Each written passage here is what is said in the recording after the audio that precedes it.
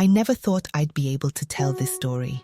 For so many years, I carried this weight in silence, locked inside me like a caged bird, afraid that if I let it out, the world would shatter under the weight of my truth.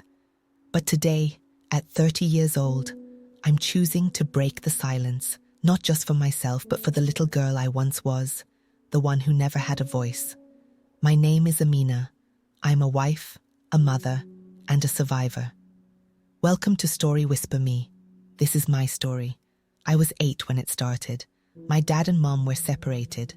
I was born out of wedlock. When my mom told my dad she was pregnant, my dad didn't want to have anything to do with the pregnancy at that time. He denied and claimed that the pregnancy was not his. My mom left, and then I was born and lived with my grandparents until I was about 6, and then he came and made peace with my mom and family. And I was introduced to the man I now call father. After that, it was then agreed that I will have to live with him as a growing child because he was doing well in business at that time and had the financial capacity to take care of me.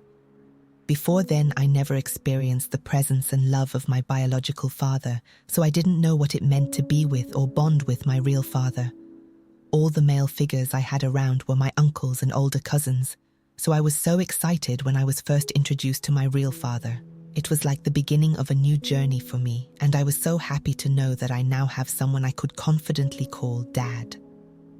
My first year with my father was the most incredible time of my life because he was such a caring dad and provided me with everything I needed. My father wasn't always a monster. I remember a time when his arms felt safe, when his laughter filled our small home, when I looked up to him with the innocent adoration only a daughter could have for her father. But something happened when I turned 8. That was my second year with him. I don't know how, I don't know why, but one night he crept into my room and nothing was ever the same again. I'd never forget that night. He came home drunk and I think he had issues with business associates and was loudly talking to himself. He was troubled, and then he came into my room and told me he needed me to comfort him. I didn't know what he meant by that and do not even know what to do. He told me to lie on top of him and I did. He insisted that I remove my clothes while on him and I did as he said. I believed I was doing the right thing, trying to comfort him as he said, until he turned me and started penetrating. I was confused. I didn't know anymore if I was doing the right thing, but I just trusted him, even though I didn't feel comfortable with that. I felt something wasn't just right, but I just had to trust him because he has always been nice to me. And that was how he raped me and took my virginity. It was painful, and there was blood all over. After that, he took me to the bathroom and washed me thoroughly for almost an hour. I didn't understand. I was a child. I thought maybe it was a bad dream, that I had imagined it. But then it happened again and again. He told me it was our secret, that if I ever told anyone, something terrible would happen, that no one would ever believe me, that my mother would suffer. I was just a child, so naive and confused. I didn't know what to think. It was just my second year with him as my father. I never experienced life with a father until I met him, so I stayed silent. For 7 years, my childhood was a battlefield. I learned to live 2 lives, the Amina that the world saw, the quiet, obedient daughter who excelled in school, and the Amina behind closed doors, the one who counted down the days until she could escape. Every night, I would pray to God, begging for a way out. But God stayed silent. Or maybe I just couldn't hear him over my own screams. My mother never knew, because she comes to see me only on weekends or during holidays. Or maybe she did, and she was too afraid to see. Maybe she saw the way my light dimmed, the way I flinched when she was around and he entered a room, the way my smiles never quite reached my eyes.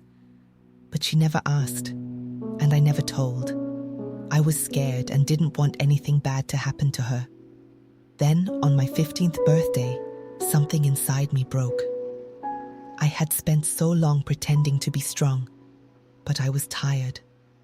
Tired of the nightmares, the stolen childhood, the shame. That night, when he came to my room, I finally fought back. I screamed, I kicked, I clawed at his face, and for the first time in my life, I saw fear in his eyes. Maybe he was afraid of what I had become. Or maybe he was afraid that I had finally found my voice. He never touched me again after that night. I left home the moment I turned 18. I ran as far as I could, but the past has a way of chasing you no matter how fast you run. For years I tried to bury it. I pretended it never happened. I threw myself into school, into work, into relationships that never lasted. Because how could I love someone when I had never learned what love was supposed to feel like? I built walls so high that even I couldn't see over them. But trauma doesn't just disappear. It lingers, whispering in the dark, reminding you of the things you try so hard to forget. While fighting my demons and struggling to conquer my trauma, I met Adam. He was kind, patient, everything I had convinced myself I didn't deserve. When he asked me to marry him, I almost said no. How could I be a wife when I was still broken? How could I love him fully when there were parts of me still trapped in that bedroom from all those years ago? But I wanted to try. I thought marriage would fix me. I thought love could erase the past. It didn't. I have been married for 6 years now. I have a 5-year-old daughter, Zainab, and she is the light of my life. But being a wife and a mother has forced me to face my demons in ways I never expected. Intimacy with my husband is still difficult. There are nights when his touch makes me flinch and I see the hurt in his eyes when I pull away. I know he doesn't understand and I don't know how to explain it. He is not my father. He has never hurt me, but my body doesn't always remember that. I don't trust easily. Adam has never given me a reason to doubt him, but there is a voice in my head that tells me love is a trick, that safety is an illusion, that any moment he could turn into someone else, someone like my father. I see my trauma affecting Zainab too. She is 5, innocent, full of laughter, just like I once was. And yet I am terrified for her. I watch the way she interacts with people. I analyze every touch, every smile, every word spoken to her. I do not let her sit on anyone's lap. I do not let her go for sleepovers. I do not trust uncles, neighbors, teachers, anyone. She is 5, and yet I am already preparing her for war. I do not want her to grow up in fear, but I don't know how to be any other kind of mother. Now at 30, I realize that running isn't the same as healing, that silence isn't the same as peace. I am telling my story today because I refuse to let my past define me anymore. I want to heal, I want to forgive, not for him, but for myself. Because I deserve peace, because I deserve happiness. But I don't know how. I love my husband, but I don't know how to let him love me completely. I love my daughter, but I don't know how to raise her without passing on my fears. So I ask you, my listeners, how do I let go? How do I free myself from something that has been a part of me for so long? I have carried this burden for over a decade. I am tired. I want to put it down. Tell me, how do I heal? Please like, comment, share and subscribe to Story Whisper Me for more of our stories every week.